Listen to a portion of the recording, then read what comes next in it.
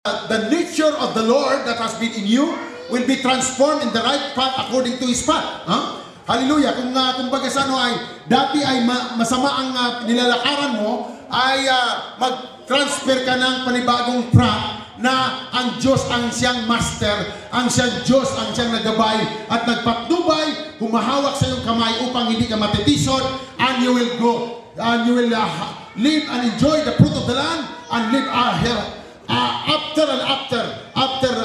according to the promises of God. Ma-enjoy mo ang pagiging Kristiyano kung ikaw ay sumusunod sa mga kalooban ng Panginoon. Anong sabi ng Panginoon? This be a declaration of blessings. Those who obey and those who hear and obey, you will receive all the blessings that I have spoken to you.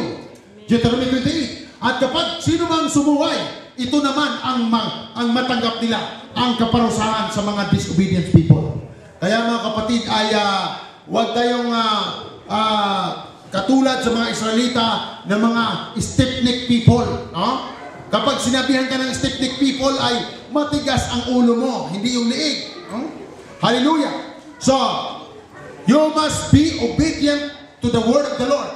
Anong sabi ng Panginoon? Na it is not, you are not only a hearer, but a doer of the word. Hallelujah! Sabihin mo sa katabi mo na ikaw ay tinawag para sumunod sa kalooban ng Diyos.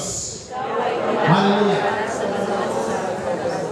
So, my abilities and my accountabilities. Much giving and much is required. Kung ano man ang abilidad na binigay ng Panginoon sa inyo, then gagamitin mo sapagkat malaki ang gantimpala sa inyo sa langit.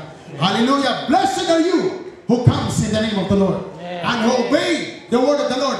If you obey the Lord, if the Lord will remain in you and His word will remain in you, ask whatever you want and it shall be given unto you. Palakpakan po natin, Panginoon. Hallelujah!